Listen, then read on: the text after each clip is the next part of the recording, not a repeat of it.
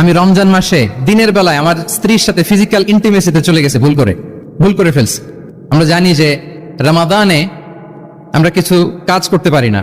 সিয়ামের সংজ্ঞাই হচ্ছে আসসামু হুয়াল ইমসাক আনিল আকলি ওয়াশ শুরবি ওয়াল জিমাই মিন তুলুইল ফাজরি ইলা গুরুবিশ শামসি মা আন-নিয়া। মানে রোজা হচ্ছে এটা এমন ইবাদত, সূর্যোদয় থেকে সূর্যাস্ত পর্যন্ত না খেয়ে থাকা, কোনো কিছু পান না করা, এবং দিনের বেলায় বিবাহিতরা তাদের স্ত্রীদের সাথে ইন্টিমেসিতে যেতে পারবে না। এটা যদি কেউ মেনটেন করে এটা হচ্ছে সিয়াম।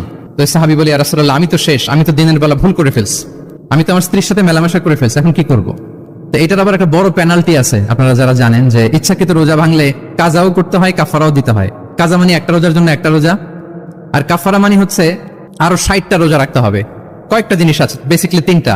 তো রাসূল সাল্লাল্লাহু আলাইহি ওয়াসাল্লাম তাকে বললো যে তোমার তো পেনাল্টি হয়েছে, তুমি তো বড় ভুল করে ফেলছো, তো তোমার কাছে কি এরকম কোনো দাস আছে যেটাকে তুমি আজাদ করে দিতে পারবা, মুক্ত করে দিতে পারবা, তাহলে পেনাল্টি আদায় হয়ে গেল। সে বলে, ইয়া রাসূলুল্লাহ, না, আমার তো এত সক্ষমতা নাই, আমার কাছে তো কোনো দাস নাই। আচ্ছা, দাস নাই। তো রাসূল সাল্লাল্লাহু আলাইহি ওয়াসাল্লাম বললেন, তাইলে তুমি টানা 2 মাস রোজা রাখতে হবে, তাইলেও পেনাল্টি হয়ে যাবে, আদায় হয়ে যাবে, পারবা? সে বলে, ইয়া রাসূলুল্লাহ, 2 মাস রোজা রাখা তো এটা কঠিন হয়ে যায়, ইটস নট এ জোক। টানা 60 দিন কি করে রোজা রাখ? তো রাসূল সাল্লাল্লাহু আলাইহি ওয়াসাল্লাম বললেন, এটাও পারবো না, তাহলে 60 জন মিসকিনকে খাবার খাইয়ে দিতে হবে এজ এ পেনাল্টি। এটা বড় অন্যায় করে ফেলছো, 60 জন মিসকিনকে খাবার খাওয়াবে, এটা পারবা? সে বলে, ইয়া রাসূলুল্লাহ, এটাও পারবো না।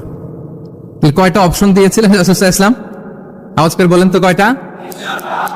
একটাও উনি পারবে না। দাসও আজাদ করতে পারবে না, 2 মাস রোজাও রাখতে পারবে না, 60 জনকে খাওয়াতেও পারবে না। তো রাসূল সাল্লাল্লাহু আলাইহি ওয়াসাল্লাম বললেন, কিছুই যখন পারবে না, কি আর করা, যাও একটু অপেক্ষা করে দেখি কি করা যায় তোমাকে নিয়ে। তো রাসূল সাল্লাল্লাহু আলাইহি ওয়াসাল্লাম অন্যান্যদের প্রশ্নের উত্তর দিচ্ছিলেন, সময় যাচ্ছে, হঠাৎ করে রাসূল সাল্লাল্লাহু আলাইহি ওয়াসাল্লামের দরবারে 1 ঝুড়ি সাদাকার খেজুর আসলো। 1 ঝুড়ি। তো সাদাকার 1 ঝুড়ি খেজুর দেখে রাসূল সাল্লাল্লাহু আলাইহি ওয়াসাল্লাম বললেন, ওই ব্যক্তিকে ডাকো যার কিছু নাই, কিছুই করতে পারবে না। ডেকে আনা হলো।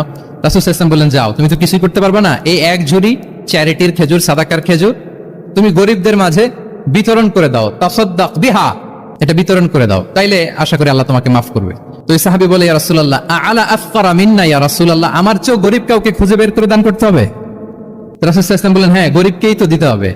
তো উনি বললেন যে, রাসূলুল্লাহ, পুরো মদিনার তল্লাটে আমার চাইতে গরিব কেউ আর নাই, আমি সবচাইতে গরিব। ফাদাহিকা রাসূলুল্লাহ হাত্তা বাদাত আনিয়াবু। এই কথা শুনে রাসূল সাল্লাল্লাহু আলাইহি ওয়াসাল্লাম হেসে দিলেন।